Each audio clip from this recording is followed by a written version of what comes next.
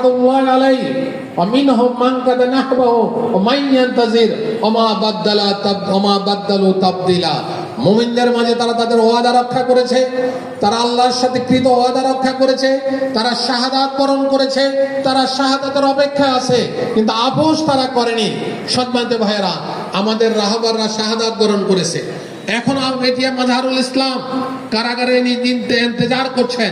আমরা আশা করব ইনশাআল্লাহ এই সরকার অচিরেই ওনাকে মুক্তি দিবেন এবং আমরা সেই প্রচেষ্টা অব্যাহত আছে। সুতরাং দেশ এবং জাতি গঠনে জামাত ইসলাম যে আহ্বান জানাচ্ছে, আমি প্রত্যেকটি দায়িত্বশীল এবং কর্মীদেরকে আহ্বান জানাবো, দেশ এবং জাতি গঠনের জন্য, মানুষকে দিক নির্দেশনার জন্য, সঠিক পথে মানুষকে পরিচালনার জন্য, এবং এখনো কিন্তু ষড়যন্ত্র থেমে থাকে নাই, সেই ষড়যন্ত্র থেকে দেশ এবং জাতিকে উদ্ধার করার জন্য জামাত ইসলাম গুরুত্বপূর্ণ ভূমিকা পালন করছে। জামাত ইসলাম ভবিষ্যতে গুরুত্বপূর্ণ পালন